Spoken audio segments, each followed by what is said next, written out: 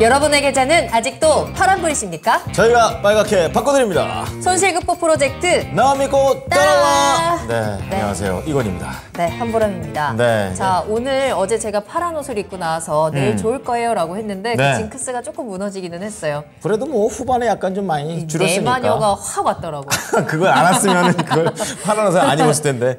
자, 어쨌든 간에 우리가 내마녀의 날 건넜습니다. 거래소가 한 2,600 잠깐 하회했다 올라왔고 네. 코스닥은 또 7거래일 만에 하락 마감했어요. 네. 그럼에도 불구하고 나름 선방을 잘했다라고 저는 생각을 하거든요. 예, 말씀하신 것처럼 네. 마감 1시간 전부터 선물 시장에서 이제 외국인들의 움직임이 나오면서 코스피가 낙폭을 많이 줄여내기도 했고요. 네. 이제 마녀들의 심수를 우리가 그래도 잘 달래주고 회복을 하면서 하루를 마감을 한 것 같습니다. 그렇습니다. 이제 수급의 파도를 오늘 또 건너시느라 그렇죠. 우리 시청자님도 고생 많으셨고요. 오늘은 조금은 편안한 마음으로 진단도 한번 받아보시면서 시장 전망까지 함께 해보시기 바랍니다. 네, 자 그럼 오늘 함께 해주실 두 분 소개해드리겠습니다. 오늘 반종미 소장님 그리고 최병훈 전문가님과 함께 할게요. 두 분 안녕하십니까? 네, 안녕하십니까? 반갑습니다. 자, 오늘도 두 분과 함께 2시간을 화기애애하게 편안하게 여러분들과 종목 이야기 나눠볼 테니까요. 네. 궁금한 내용 있으시다면 지금 바로 저희한테 보내주시면 되겠습니다. 네, 참여 방법은요. 전화 02-325-8200번으로 연락 주시면 되고요. 지금 유튜브 채팅창에 올리셔도 됩니다. 똑같아요. 종목명, 매수가, 비중. 그리고 내가 어떤 게 궁금하다 조금 자세하게 적어주시면 저희가 좀 더 맞춤 전략으로 도와드릴 수 있습니다. 그럴 분들로 모셨으니까 걱정하시지 마시기 바랍니다. 맞아요. 어떤 종목이든 좋습니다. 네. 저희가 다 꼼꼼하게 분석해 드릴 테니까요. 지금 바로 여러분들의 질문을 남겨주시면 되겠습니다. 네. 자, 그럼 오늘도 출석 체크하면서 출발을 해볼 텐데요. 한강님 오늘 일찍 오셨네요. 그렇습니다. 화이팅 외쳐주시면서 인사 나누고 감사합니다. 계시고요. 상장군 최님, 오늘은 또 천사님이 등장을 하셨습니다. 천사님은 채팅창에. 누구시나요? 저는 처음 모르겠어요. 뵙네요. 저도 처음 봐요. 네, 친한 것처럼 얘기하더니. 아유, 네, 채팅창에 천사가 등장을 했으니까. 그렇군요. 좋은 닉네임입니다. 그렇습니다. 호박님, 그리고 현대차 30만 원은 넘어야 떠들 텐데 님이 계시거든요. 현대차 얘기까지. 현대차를 또 같이 응원해 보도록 하겠습니다. 전 보니까 초반에 한 76분 정도 함께 했던 것 같은데 바로 시작하자마자 맞아요. 118명 좋습니다. 쭉쭉 들어오시길 바라겠습니다. 오늘도 한번 가보죠. 네. 앞자리 좀 바꿔주십시오. 자, 그러면 첫 번째 순서 바로 출발할게요. 네. 사전 접수된 종목에 대해서 두 분과 함께 심층 분석해보는 시간입니다. 그렇습니다. 오늘 유독 화기애애하게 시작을 했던 이유가 있었습니다. 이 네. 종목 때문이었는데 네. 어떤 종목 살펴볼까요? 네, 1716님께서 보내주신 종목입니다. 바로 네. 저희 회사 근처에 있는 YG 엔터테인먼트입니다. YG 엔터테인먼트 살펴보겠습니다. 네. 일단 매수가가 76,900원이고요. 네. 비중 40% 담으셨거든요. 일단 이 종목이 오늘은 좀 하락을 했지만 5월 한 달 동안은 굉장히 좋았습니다. 그랬죠. 엔터주의 훈풍이 좀 강했고 뭐 실적이 좋대. 특히나 YG는 블랙핑크가 잘 나간대. 엔터주 좋다더라 하면서 계속 주가가 급하게 올라가는 종목이었거든요. 그 가운데 또 선두 주자의 하나가 또 YG 엔터테인먼트라고도 할 수 있을 것 같아요. 많이 올라간 이후에 잠깐 쉬는가 싶더니 악재가 터졌습니다. 그렇죠. GD가 떠나간답니다. 알아봐야 돼요. 떠나가는 게 그러니까요. 악재인지. 그 소식과 함께 좀 급락을 하다 보니까 그렇죠. 시청자님께서 이 급등에 지금 올라타셨는데 그쵸. 수익 잘 보고 계시다가 이 악재와 함께 좀 주가가 계속 내려오다 보니까 이제 조금 마음이 급해지실 것 같아요. 그럴 것 같아요. 지금 아무래도 GD 이후에 뭔가 이 매출에 대한 걱정감도 생기는 것 같고요. 이게 또 올라갔을 때 이때 파시지. 그러게. 이게 97,000원까지 장중에 갔었었는데. 원래 저 정도 가면 이제 또 10만 원을 노리기 마련이라. 그렇군요. 딱 채우고 나오길 바랬는데 그렇습니다. 지금이라도 매도를 해야 되는지가 고민이다라고 하시면서 괜찮으면 더 가져가고 싶어요라고 하셨거든요. 그렇군요. 과연 GD가 떠나간 이후에 YG 엔터테인먼트를 우리가 어떤 전략으로 체크를 해야 되는지 두 분과 함께 심층 분석해 보도록 하겠습니다. 저희가 이제 이 얘기 YG 엔터테인먼트라는 얘기를 받고 난 다음에 상당히 감론을박이 많았었죠.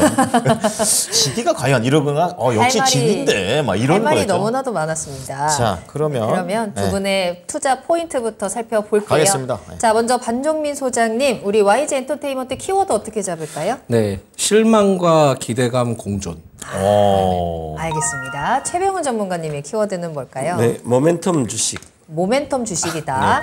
자, 그러면 두 분의 이야기를 자세히 들어보도록 하겠습니다. 반종민 소장님, 실망감은 알겠습니다. 그 이후에 우리가 기대할 것도 분명히 있을까요? 예, 있긴 하죠. 있긴 있기는 한데 하다. 네. 이게 지금 그 기대를 먼저 이제 기대감부터 좀 말씀드리자면은 네. 베비몬스터를 좀 기대를 해야 될 것 같고요. 그쵸. 예, 사실상 이 베비몬스터가 제가 봤을 때 3분기 때 좀 나올 가능성이 있기는 한데 YG 그 엔터테인먼트 입장에서는 지금 뭐 정확하게 언제 확실하게 출시를 하겠다. 뭐 그런 부분들이 아직까지는 나오진 않았습니다. 네.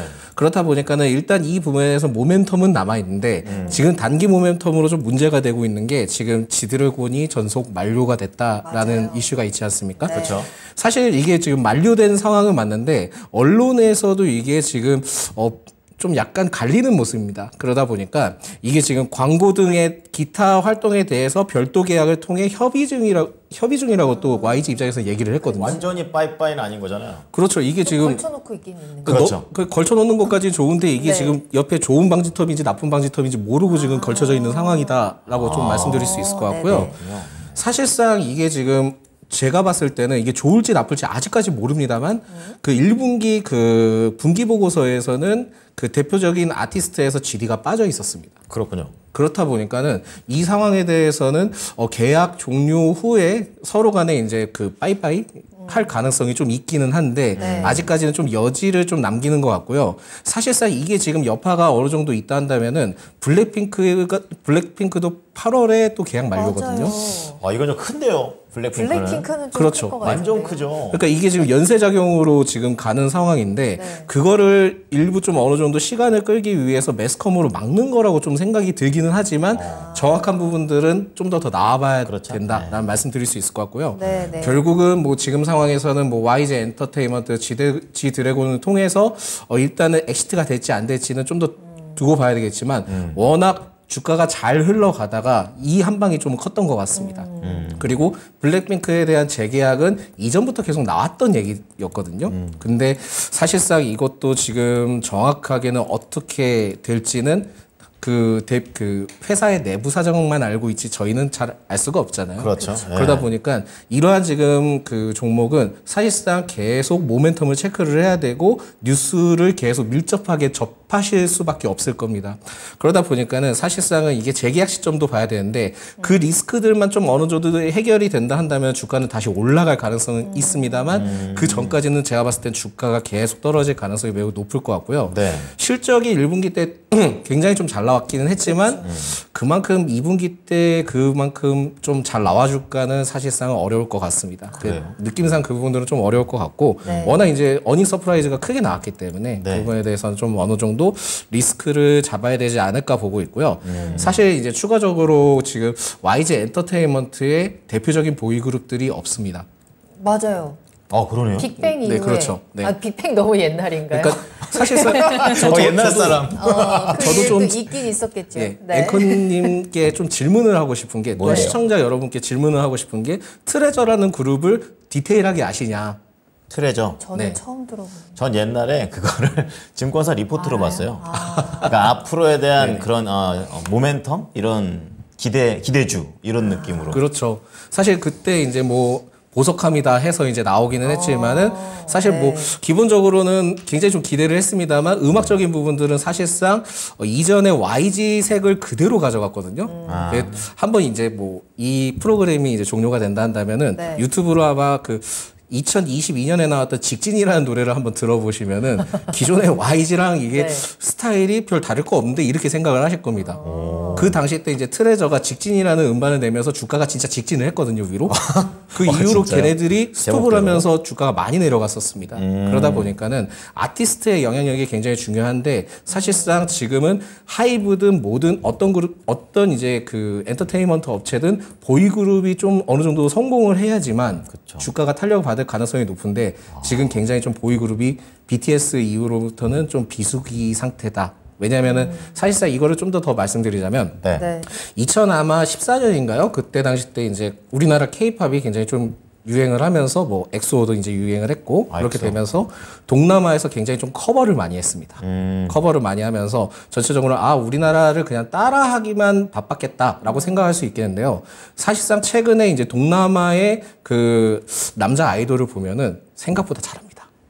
그래요. 그만큼 끌어올린 거래요. 예, 그만큼 이제 커버를 통해서 문화적인 배운 그걸 거죠? 많이 끌어올린 거죠. 끌어올리다 보니까는 이게 어느 정도 언어 장벽을 통해서 좀 우리가 받아들이긴 힘들지만은 사실상은 남자 보이 아이돌 그룹은 사실 지금 어느 정도 많이 따라잡혀 있는 상황이다 보니까 획기적이지 않는 이상은 굉장히 좀 어렵지 않을까 보고 있습니다. 어쨌든 현재 YG 엔터테인먼트에는 이 아티스트의 불확실성이 리스크가 좀 작용을 하고 있는 상황에서 이 불확실성을 좀 계속해서 우리가 신속하게 따라가면서 확인할 필요가 있을 것 같고 네.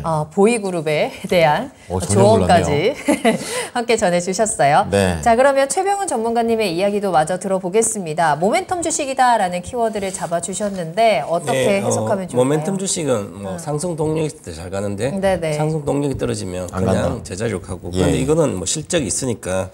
그런데 이제 모멘텀 주식은 일반적으로는 시세가 어느 정도 반영되면 그 다음부터는 모멘텀이 약화되면 반등하더라도 고점 뚫지 못하고 계속 추세 하락을 하게 되거든요. 근데 결국 어떤 모멘텀 주식이든 테마 주식이든지 상관이 바이오도 마찬가지고요. 한 2, 3년 뒤에 예상 실적을 보고 거기에서 계산해 보면 거의 정답이 나오거든요. 그때 당시 주가 많이 오를 때는 뭐 꿈을 먹고 산다. 과거에 뭐 그렇게 많이 그랬죠. 그런 주식들 전부 다 내려갔었죠. 그 꿈이 아니라 실적을 결국은 반영해줘요. 기업의 실적은. 그래서 이 YG 엔터테인먼트가 현재 실적으로는 몇 개 대다수 우리나라 엔터주 좀 실적이 적게 나오는데요. 25년 영업이익 기준으로 한 1천억 정도 이제 컨센서스가 형성돼 있습니다. 그럼 1천억이면 이제 JYP 엔터도 뭐 2천억 정도, 25년도는 2천억 정도, 이제 SM도 2천억, 그 다음에 이제 하이브는 한 4천억 정도 되고요, 2배 정도. 그러면 비슷한 이제 밸류를 이제 어느 정도의 볼륨을 갖고 있는데, 그러면 이제 1천억 기준으로 시가총액 1조 8천억이 이제 갔거든요. 9만 7천이면. 그러면 1조 8천 가서 한 18배 정도 이렇게 올라갔죠. 2년 뒤에 영업이익에. 네. 그러면 SM이 16만 갔을 때 18배, 19배 갔다가 무너졌거든요.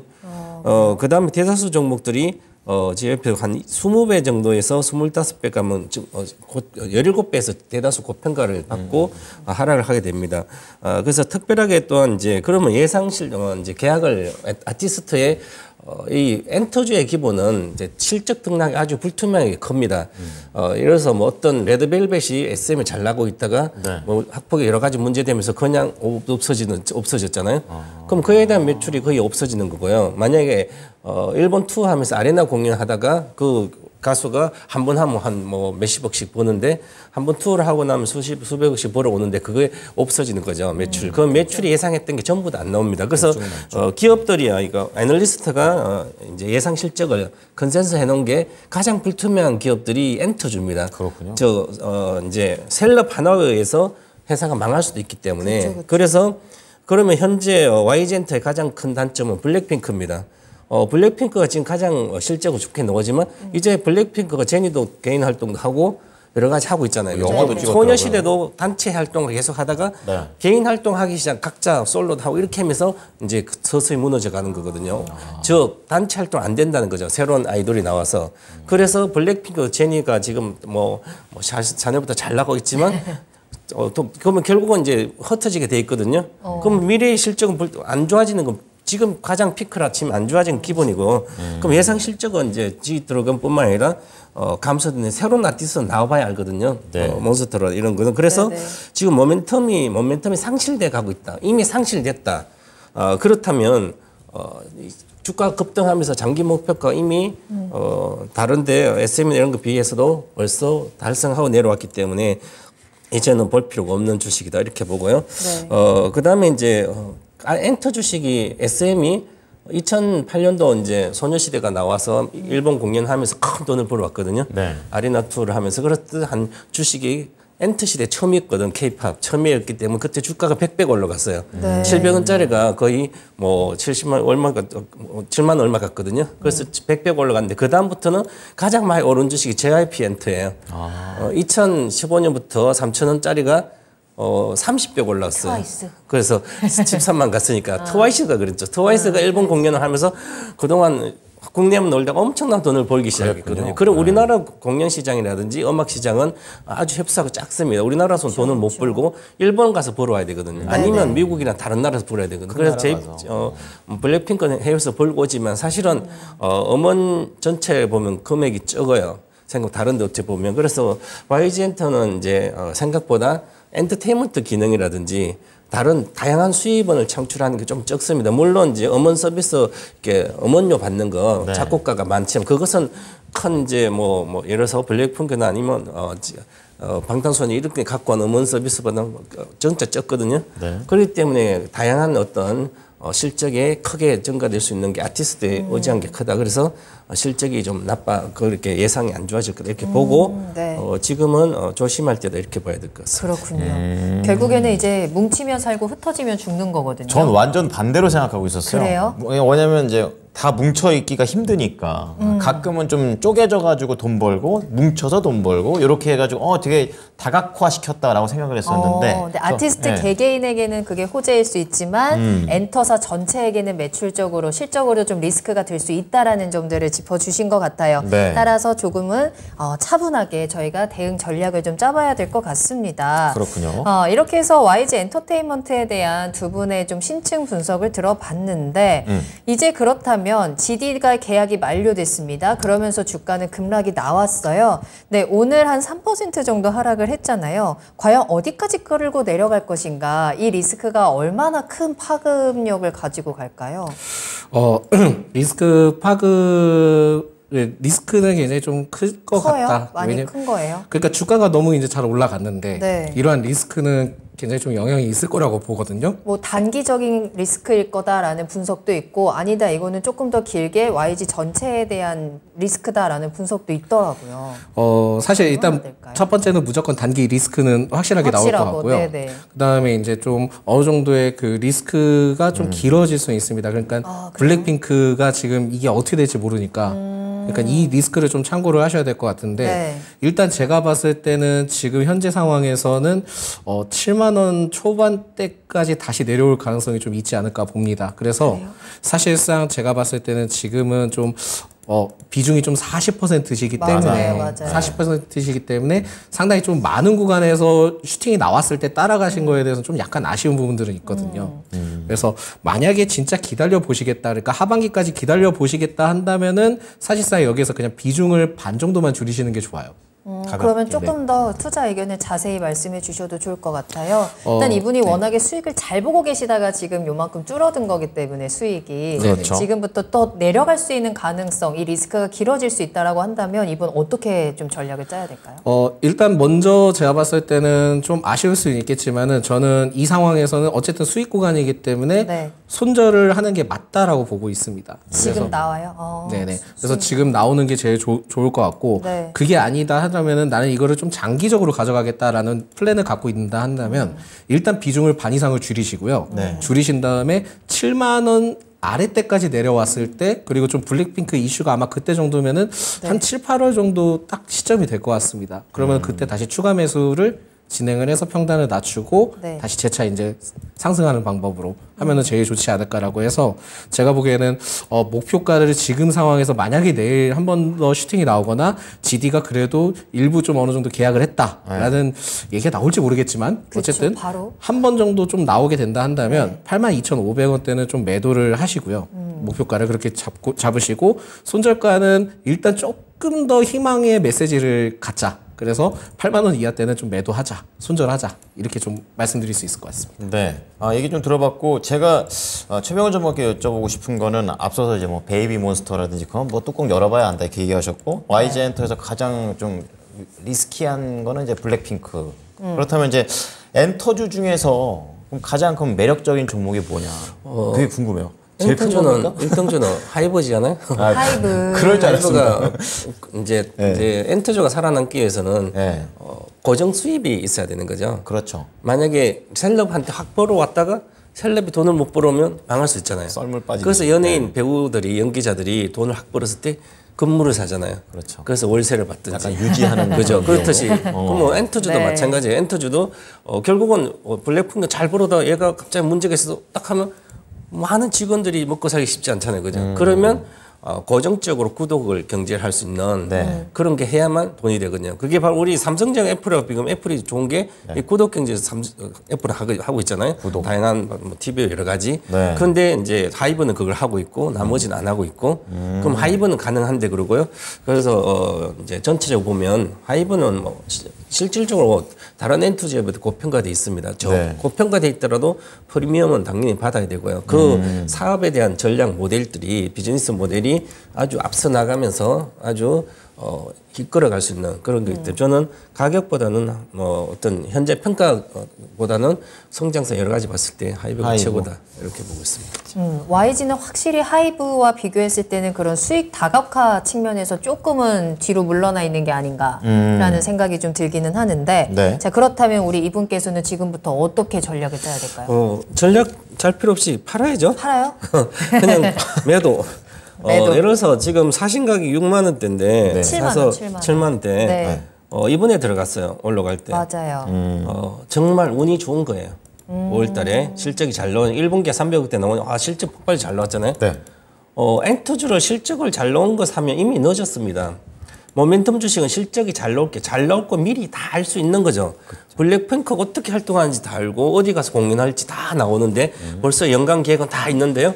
그걸 보고 다 내가 짤 수 있는데 언제 실적 발표될 때 나오면 그 실적 발표는 저는 실적이 발표되고 나서는 팔려고 딱 하면 저는 이미 늦었다. 9만 5천에 다 팔고 나왔을 거예요.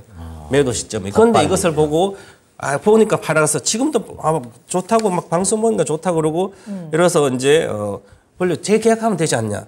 또 블랙퀸 계약할 거다. 이렇게 긍정적으로 계속 생각하면 재계약해도 주식은 끝났습니다. 그렇기 때문에 이미 모멘텀 주식이라는 것은 그 실적이 나왔을 때 이제 더 이상 실적이 좋게 나오기 쉽지 않거든요.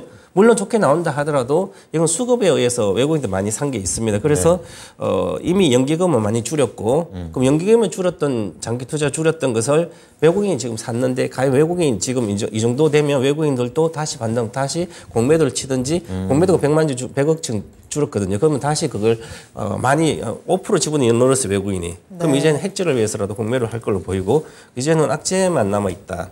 그래서 지금 엔터주가 전체적으로 비슷한데 그러면 SM도 악재가 있고요.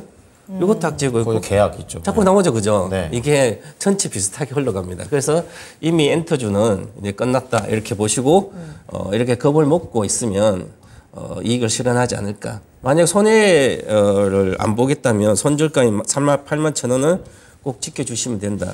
그래서 지금 이런 모멘텀 뉴스를 보고 내가 자꾸 감정이 들어가서 좋다는데 조금 지금도 뭐 다른 거 다 손해난데 이거 먹고 있는데 내가 가져가면 어떨까? 그 좋은 의견만 듣고 싶어서 여기저기 문의해보면 그때는 먹은 것 이것조차 손해납니다.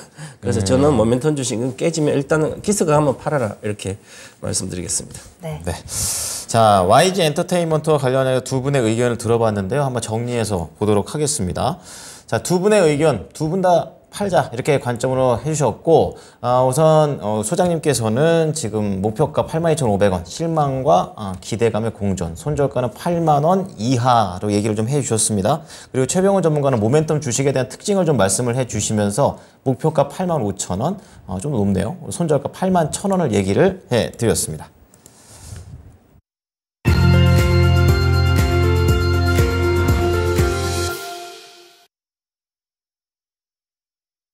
네, 자 저희 지금부터 빠르게 신속하게 실시간 종목 진단, 스피드 종목 진단 출발하도록 하겠습니다. 여러분들 또 오래 기다리셨죠? 자, 여러분들 궁금하신 내용들 많으실 것 같은데요. 지금 바로 유튜브에 토마토증권통 검색하고 들어오시고 채팅창에 종목명, 매수가, 비중 남겨주시길 바라겠습니다. 매수 문의도 얼마든지 좋으니까요. 네. 자유롭게 남겨주시면 되겠고요. 전화 주시면 더 좋습니다. 02-325-8200번, 325-8200번으로 지금 바로 전화 주세요. 네, 지금 어떤 분들께서 종목을 좀 올려주셨나 좀 체크해 봤는데 짱구님께서 알테오젠 그리고 달마당님께서 코스모화 네, 이렇게 종목들을 올려주시고 생각보다 비중이 적진 않으시네요.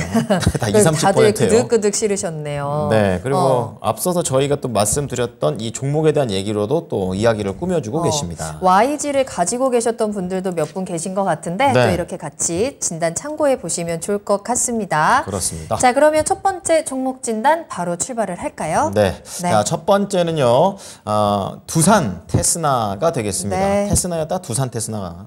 자, 41,000원인데요. 40% 비중이 높으시죠? 이제 매도 가격에 대해서 궁금하신데 약간 이제 손실을 보고 있는 그런 상황입니다. 거의 뭐 전고점 수준에 사셨다가 맞아요. 한번 크게 한번 내려갔다 버티셨다가 다시 내려가는. 전고점까지 다시 회복이 잘 안 되고 다시 내려가고 있는 그런 상황이 되고 있는데요.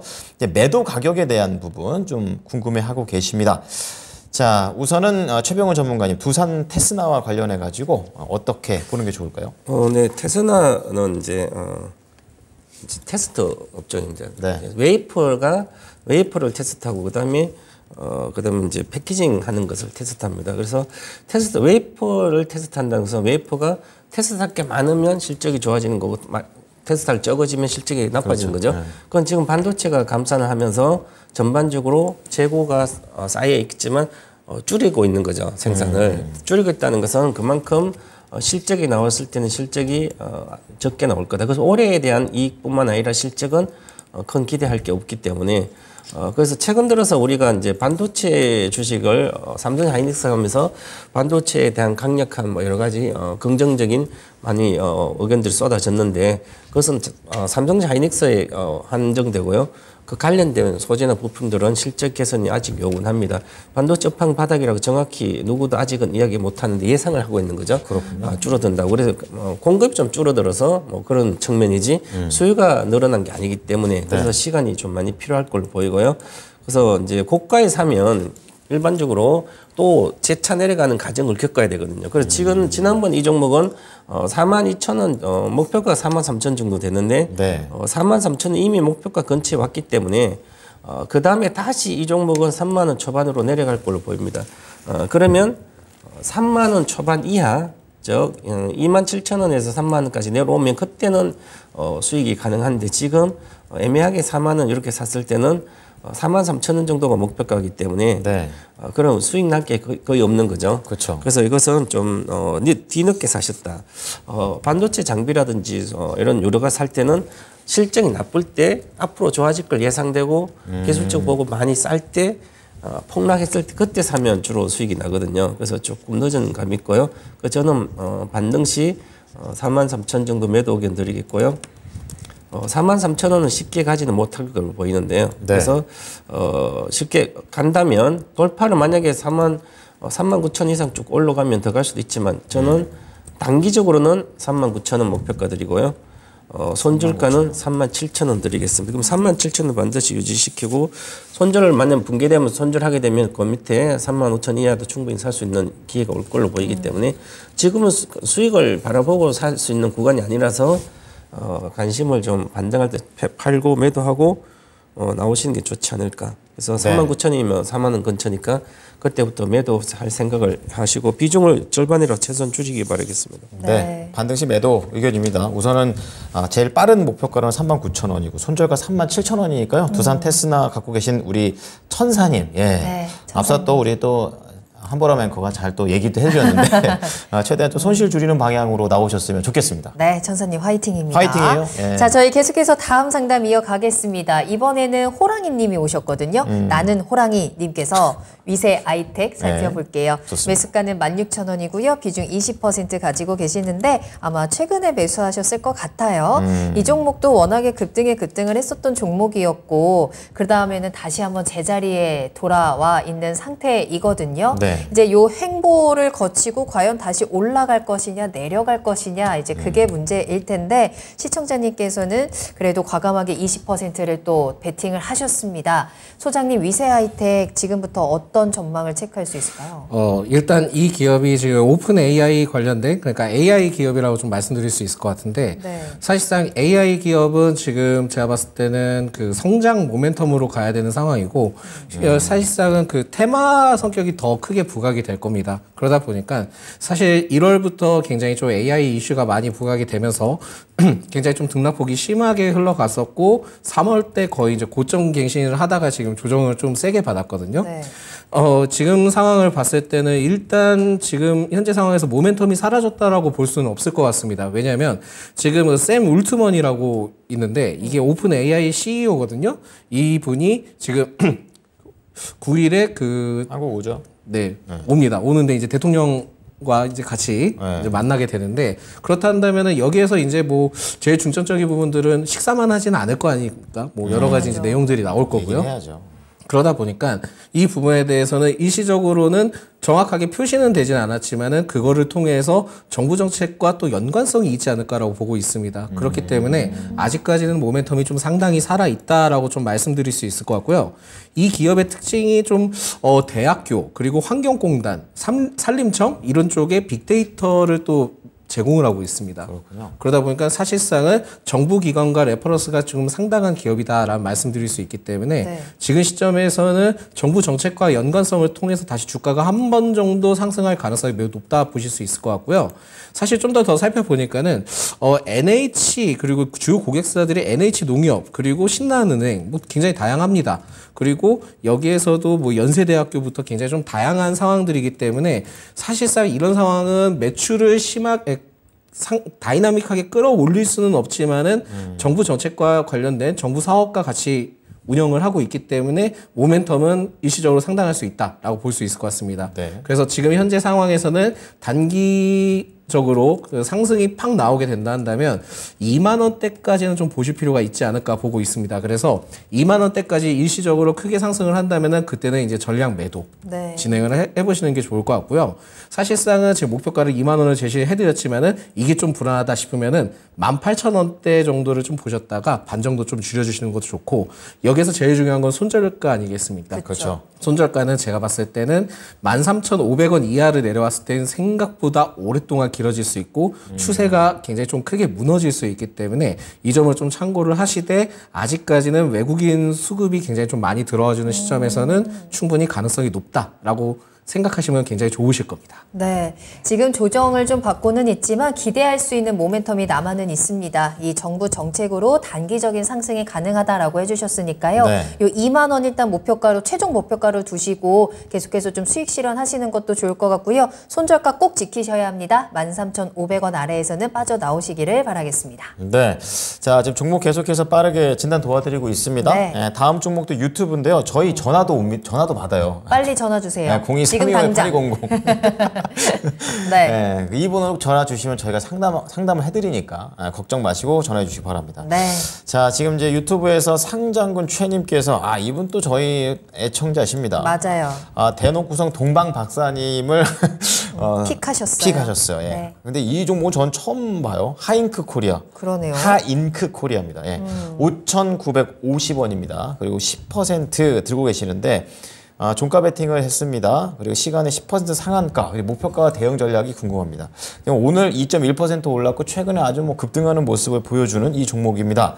자, 전문가님, 이 어떤 회사인지 우선 좀 궁금하고요. 전략 어떻게 짤까요? 애플페이 관련된 수혜주인데요. 이제 간편 결제 플랫폼 이제 하고 있고 휴대폰 액세서리, 네. 뭐 이제 이어폰이라든지 케이스 그런 건 이제 하고 있습니다. 그 액세서리 같은 거 하고 그래서 실질로는 이제 수익을 못 내고 1분기 1억 냈는데 작년에는 1억 적자 났고 영업 적자.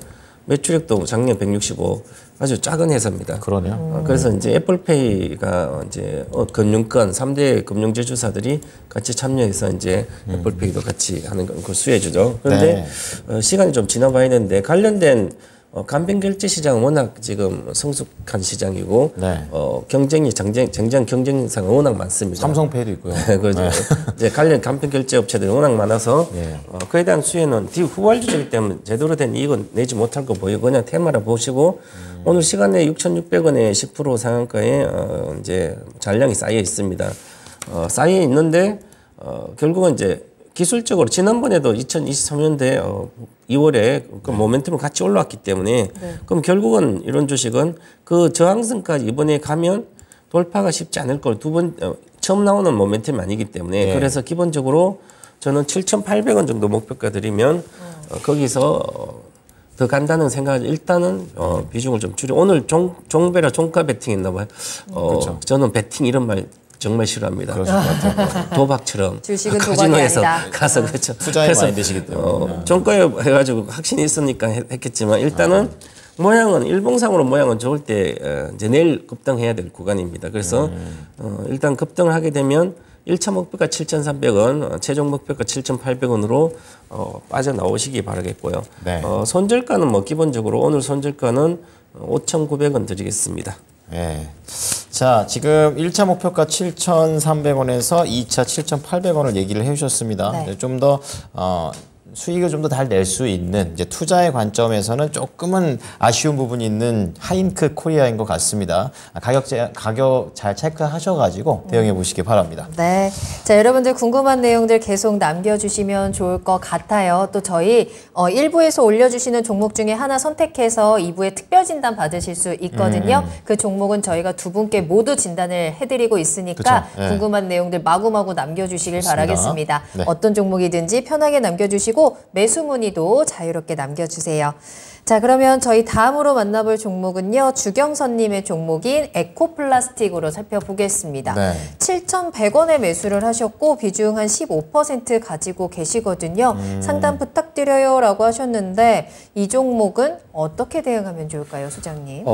지금 상황에서 저는 만약에 저라면은 매도를 좀 매도해야 될까요? 손절을 빨리 하는 게 낫지 않을까라고 좀 보고 있는데 네. 사실상 이 기업이 뭐 전통적으로는 자동차 그러니까 플라스틱 부품 및 금형 제조 관련된 사업을 영위를 하고 있고 좀 더 나가자면은 자율주행도 좀 어느 정도 엮여는 있지만은 그런 부분들보다는 전통적인 어떻게 보면은 제조업 쪽에 굉장히 특화되어 있다 보시면 될 것 같습니다. 네.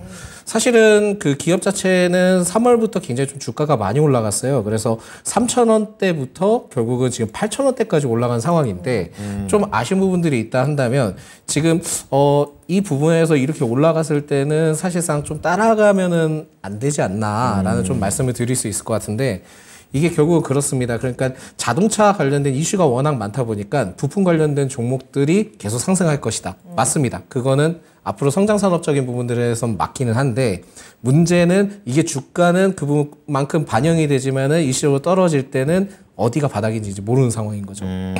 그러니까 성장성은 있기는 하지만은 이 기업에 대해서 첫 번째 포인트가 된다 한다면 1분기 영업이익이 그 385억 그러니까 144%를 기록을 했거든요. 그러면은 이게 사실상 어닝 서프라이즈라고 말씀드릴 수 있는데 이게 사실 좀 참고를 말씀드리자면 어닝 서프라이즈가 낮다? 그때 이제 주가가 들어가면은 그때는 좀 위험할 수 있습니다. 그 모멘텀이 사라질 수 있거든요. 아, 소매 관점에서. 그렇죠. 네. 왜냐하면 그만큼 더 많은 영업이익이 나와야 되고 계속 이제 매출이든 영업이익이든 나와줘야 되는데 그만큼 지금 나올 수 있을까는 아직까지 퀘스천이거든요. 그렇군요. 그렇기 때문에 지금 이 부분에 대해서도 좀 그렇긴 하지만 아마 그 현대차가 미국에서 지금 소송 관련된 이슈가 좀 부각이 됐던 걸로 알고 있습니다. 아, 그래요? 그게 왜 그러냐면 최근에 그 도난 사고, 기아차였나요? 그 도난 사고 그런 것 때문에 그러는데 봤어요.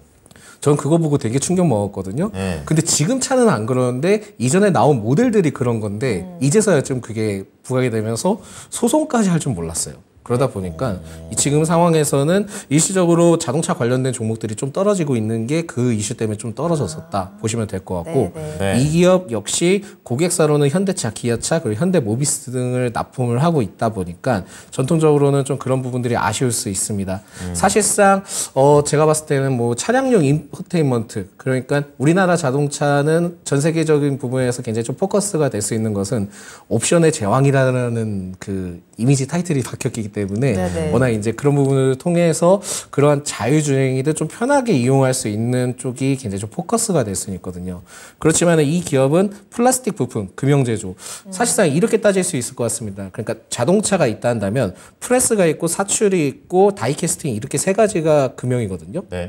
금형인데 플라스틱이라고 한다면은 실질적으로 지금 이 노트북에 있는 플라스틱 자체를 사출 금형이라고 얘기를 합니다. 그걸 통해서 만드는 데만 해도 돈이 많이 들지만은 그거에 대해서 좀 약간 정도는 좀 나중에는 전통적인 산업에 대해서 제가 봤을 때 3D 프린터가 다품종 극대량 생산이 되고 수지 개발이 확실하게 된다 한다면은 네네. 이러한 사출금형에 대한 이슈는 사출금형에 대한 전통적인 사업들은 다소 좀 침체될 수 있습니다. 그럴 수. 그렇다 보니까 네. 기본적인 자동차 산업적인 부분에 대해서는 뭐 차량용 인포테인먼트나 전기차 관련된 그런 쪽이면 성장 가능성이 있기는 한데 이 기업에 대해서는 약간 좀 플라스틱 부품이나 금형 제조 쪽에 많이 포커스가 되어 있기 때문에 그 크게 다이나믹한 성장성을 나중에 크게 이루기에는 좀 아쉽지 않을까라고 보고 있어서 지금 현재 상황에서는 다른 종목으로 좀 교체를 하시는 게 낫지 않을까 말씀드립니다. 그럼 내일장 바로 빠져나올까요? 그렇게 하시는 게 제일 낫지 않을까 보고 있습니다. 알겠습니다.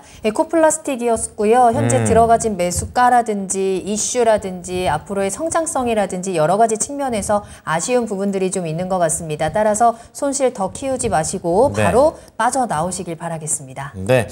자, 저희 지금 종목을 계속 봐드리고 있습니다. 지금 원준이라는 종목도 올려주시고 고려아연, CIS 이렇게 올라오고 있는데요. 최대한 좀 많이 봐드릴게요. 자, 우선 박영감님께서 영갑입니다. 영감 아니고. 네, 박영갑님. 갑님께서 NC소프트입니다. 네. 31만 9천 원이에요. 그러니까 거의 최근에 이제 가장 바닥에 내려왔을 때 매수하신 게 아닌가 이런 좀 생각이 들고 10%를 담으셨습니다.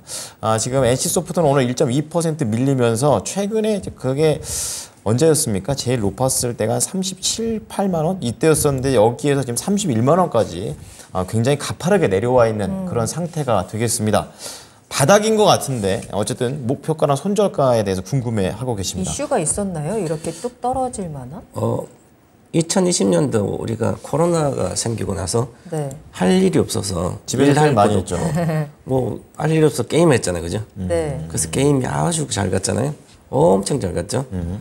물론 이제 NC소프트는 그 전부터 갔는데 일반적인 게임들 그다음에 그러면 이제 그만한 모멘텀이 생기지 않기 때문에 모멘텀 주식은 그때 20년, 21년도 고가로 돌파할 수가 없습니다. 어떤 경우든지. 그러면 그때 실적도 다 나왔다 그러면 이제 NC도 워낙 대형주이기 때문에 100만 원 갔을 때 시가지 10조가 넘었나요? 그러면 이 주식이 그때보다 그때 당시에 우리가 이제 100만 원 갈 때 30만 원, 30만 원, 35만 원 갈 때는 100만 원까지 갈 때는 이제 온라인 게임 말고 모바일 게임에서 이제 컴투스가 1등인데 모바일 게임이 이제 모바일 게임 다 잡는 거지 NC가 후발주자로서 계속 실패했다가 잡아서 성공을 했습니다. 이제부터 전부 다 모바일 게임으로 성공해가지고 실적이 거의 8,001조까지 이렇게 나오고 8천억 이렇게 영업이익이 나오거든요. 그래서 그러면 그 영업이익 8천억 정도 나오면 10배면 시가총액이 8조잖아요. 그죠? 그렇죠. 그러니까 10조까지 갈 수밖에 없는 거죠. 10명. 그런데 지금은 이익이 3천억대 이렇게 나옵니다. 그러면 그때 당시에 2020년도에 실적이 나올 수가 없는 구조죠. 그렇죠. 뭐 이미 모바일 게임은 뭐 이제 중국도 계속 우리가 봐도 쉽지 않고 그러면 중국도 자체 게임들 워낙 좋게 경쟁력이 있어 왔지. 우리가 이제 세계 다른 데 가면 미국도 가고 해야 되는데 쉽지도 않고요. 그래서 이 게임에 대한 경쟁력이 이제 상당히 약화된 경쟁이 심화되고 그래서 실적을 구조적으로 낼 수 있는 구조가 전혀 안 되고 있습니다. 그래서 제가 지난번에 39만 때도 매도하라고 계속 매도하라고 이야기하거든요. 기업이란 것은 실적이 좋아지고 계속 뭔가 새로운 걸 만들어내야 돼 게임은. 그래야만 또 핵심적인 걸 만들어내면 계속 사상 최대 실적을 돌파하면 또 주가가 가는데 그런 게 전혀 없기 때문에 현재는 신작 작은 거 아무리 만들어봤자 과거의 신작을 돌파를 할 수 있는 매출이 안 되거든요. 그러면 나쁜 일만 있으니까 좋은 일이 없으면 나쁜 일은 없다 치더라도 그냥 뭐 이익이 한 4천억 정도 나오면 먹고 사는데 지장 없이 좋아요. 그죠? 네. 그런데 성장을 못 하니까 갈 수가 없는 거죠. 그래서 이제 2조 4천억, 2조 5천억 정도 매출액이 앞으로 1년 뒤에도 그 정도의 정체될 걸로 보입니다. 그러면 모멘텀이란 올라갈 모멘텀이 실제 모멘텀 없으면 주가는 갈 수가 없는 거죠. 그래서 싸다고 사면 안 되는 게 바로 지금 주가가 30만 초반이니까 100만 원이니까 70% 내려왔어요. 고점 대비. 그렇죠. 그럼 사실은 70% 내려오면 엔터주나 이런 게임주들은 거의 다 내려왔다고 보거든요. 그런데 그 이후에 모멘텀, 즉 상승 동력이 새로 생겨야 되는데 이 우리 게임주 이런 거 상승 동력이 안 생겨서 쉽지가 않은 구조입니다. 그래서 지금은 저는 내일이라도 전력 매도하고 나오시고 손절가 30만 원 드릴 테니까요. 매도가 나오고 목표가는 의미가 없습니다. 잡을 수가 없기 때문에 지금도 시가총액 기준으로 보면 30만 원 기준으로 보더라도 지금 6조 8천억인데요. 과거에 8조 나올 때 10조 때 갔으니까 10조 초반 그러면 지금 그때는 100만 21조 같네요. 그러면 지금 기준으로 보면 3천억이니까 거의 어느 정도 내려왔다 하더라도 3천억에 20배가 넘거든요. 그러면 저평가를 할 수가 없기 때문에 모멘텀이 없다. 그래서 추가 하락도 우려되는데요. 그보다는 상승 여력이 크지 않기 때문에 매수 단가가 지금 본전 근처라서 일단 나오고 네. 다른 걸로 가시는 게 좋지 않을까. 그래서 매도 의견 드리겠고요. 목표가는 본전 32만 드리겠습니다. 그런데요, 네. 전문가님. NC소프트가 그 챗 GPT를 이제 출시한다. 요거는 AI나 챗 GPT 같이 해서 성장성이나 모멘텀으로 주가에는 영향이 있을까요? 챗 GPT 관련된 살려면 엔비디아 사면 되죠. 미국 주식 그다음에 뼈만 같은 주셨네. NC네 또. 그죠. 네. 그러면 NC가 우리나라 챗 GPT 사면 네이버 사야죠. 그죠. 카카오도 지금 그래요, 돈이 그래요? 적어서 이제 챗 GPT 관련된 뭔가 하려고 그러니까 수천억씩 3천억, 5천억들 그것도 지금 제대로 못 하고 있거든요. 그러면 NC도 마찬가지 관련된 나중에 하겠죠, 그죠? 후발주자이기 때문에 그걸 모멘텀 지금 잡을 수는 없습니다. 네. 저도 질문이 하나 더 있었는데 네네. NC소프트가 어쨌든 간에 신작이라는 거 뭐 TL인가 뭔가 만들었다고 네. 하는데 그게 뭐 의미가 없습니다. 의미가 기존 게임을 넘을 수 없기 때문에. 무조건 넘는 거 아니면은 그렇죠. 의미가 없는 거고. 주가가 한 못 방이 갑니다. 나와야 네. 되는 거죠? 네, 알겠습니다. 아유, 질문했다가 따끔합니다. 대신 질문해 드린 거예요. 자, 어쨌든 NC소프트 관련해 가지고 앞으로 올라갈 수 있는 모멘텀이 없다. 이런 의미에서 매도고요.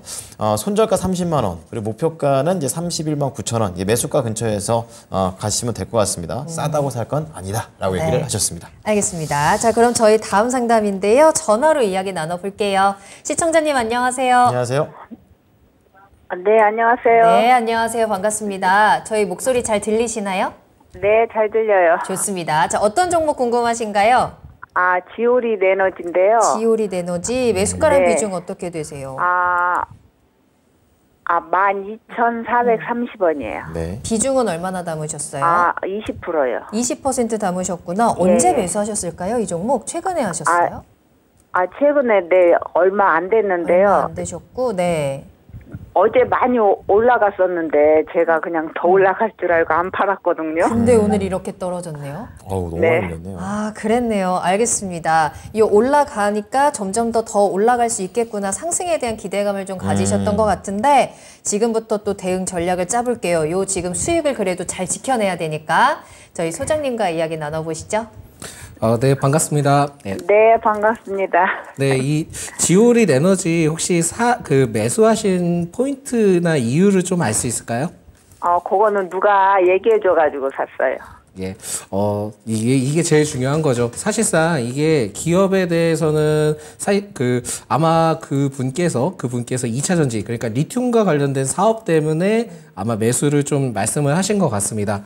그렇다 보니까는, 전체적으로는 지금 리튬과 관련된 이슈가 있어요. 있다 보니까 지금 현재 시점에서는 지금 오늘 뭐 상승을 한다 하더라도 그렇게 큰 부담스러운 구간은 아닙니다. 그래서 지금 현재 시점에서는 좀 더 그 홀딩을 하시는 게 제일 좋지 않나라고 보고 있고요. 지금 제가 좀 더 말씀드리자면은 이 기업에 대해서는 친환경 자연 에너지 지중 1이라고 있는데 그거에 대해서 좀 어느 정도 이용을 하고 있는데 이게 지금 건물 및 시설물의 냉난방 시스템 설치에 대해서 시공을 좀 진행을 하고 있습니다. 시공을 좀 진행을 하고 있고 지금 상황에서도 뭐 전체적으로는 신재생 에너지와도 굉장히 좀 부각을 받을 가능성도 높거든요. 그렇다 보니까 이 기업에 대해서 전통적인 사업은 사실상은 친환경 자연 에너지, 그러니까 실질적으로는 신재생 에너지 쪽이다라고 좀 포커스를 맞추시는 게 좋고요. 이 기업이 수소와 관련된 기업 중에 하나 두산퓨얼셀이라고 있습니다. 이 기업과 작년에 MOU를 좀 체결을 했었거든요. 그렇다 보니까 아직까지도 이제 신재생 에너지와 관련된 이슈도 있지만 지금 최근에 굉장히 많이 나왔던 게 리튬과 관련된 이슈가 굉장히 많거든요. 특히 지금 뭐 리튬 사업과 관련된 부분들은 엑스트라릿이라고 있는데 거기와 저농도 염수 처리 방식에 대해서 이제 속도를 낸다라고 지금 소식이 나왔습니다. 그렇다 보니까 아직까지는 모멘텀이 남아있고 지금 리튬 가격이 한 달 사이에 굉장히 좀 크게 상승을 했거든요. 그러다 보니까는 지금은 오히려 오늘 좀 더 떨어진다 하더라도 그렇게 좀 두려워하실 구간은 절대 아니시다라고 좀 말씀드릴 수 있을 것 같고요. 만약에 여기에서 지금 현재 상승을 한다면 제가 봤을 때는 지금 기술적 분석을 좀 말씀드릴게요. 4월 달에 지금 갭을 2번 이상 띄웠던 상황들을 보여주고 있거든요.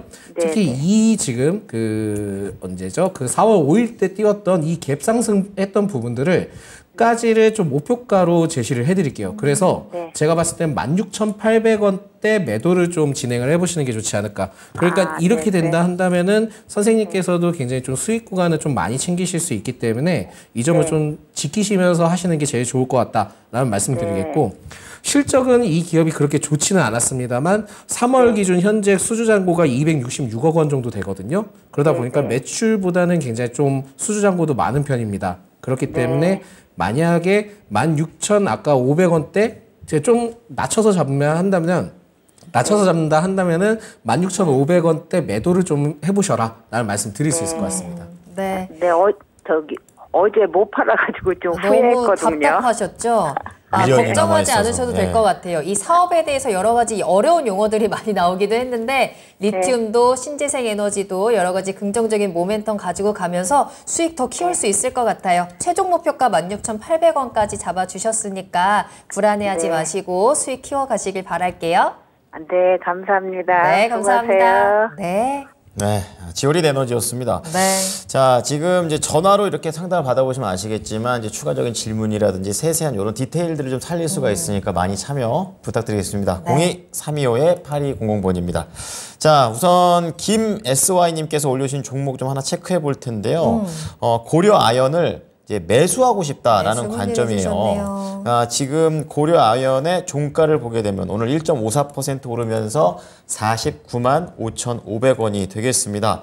이거 이제 일봉으로 보든 주봉으로 보든 월봉으로 보든 좀 상당히 내려와 있는 모습으로 체크가 되고 있는데, 근데 아까 전에 우리 최병원 전문가 얘기 들어봤지만 이게 무조건 내려온다고 좋은 건 아니기 때문에 어떻게 봐야 될지 궁금합니다. 네, 이제 성장성 있으면 내려오면 산업 올라가겠죠. 찬스죠. 그죠. 네. 그런데 고려아연이 성장성이 있을까 이렇게 보면 이제 고려아연은 아연이나 연 이런 걸 재련하는데 재련하려면 이제 전기가 많이 들죠.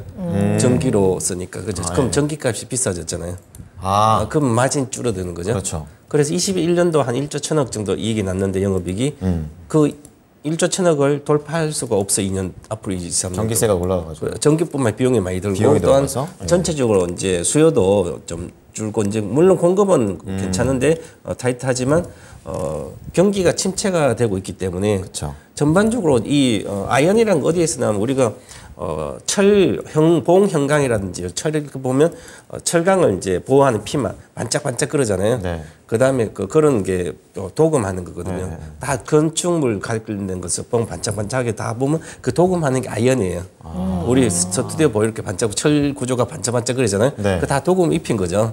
그걸 이제 하는 거지. 그러면 결국은 이 경기가 좋아든지 철강 뭐 건설이라 이런 게 여러 가지 좋으면 이 회사도 실적이 좋아지는 거예요. 민감주 같은 것들이. 대다수 80~90%가 이 아연이라든지 연인데 그러면 이쪽이 결국 본업이기 때문에 본업이 잘 돼야만 이제 올라가겠죠. 물론 고려아연도 뭐 동박타고 여러 가지 한다 그러지만 뭐 후발주자기 때문에 큰 의미가 없고 그래서 보면 이제 경기가 좋을 때는 올라가고 나쁠 때는 안 좋거든요.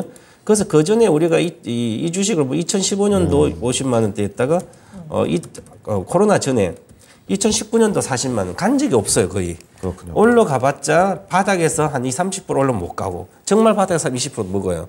그래서 옛날에 저도 이 주식을 계속 진단하면서 쳐다보지 말아라. 경기가 저성장이고 저평가 구조적으로 저성장되고 있는 구조적 저성장 고착화 된 시대에 어떻게 철강이라든지 아연 이런 게 매출이 좋아질 거나 이렇게 생각을 하면 가격만 보고 빠지니까 사봤자 안 된다.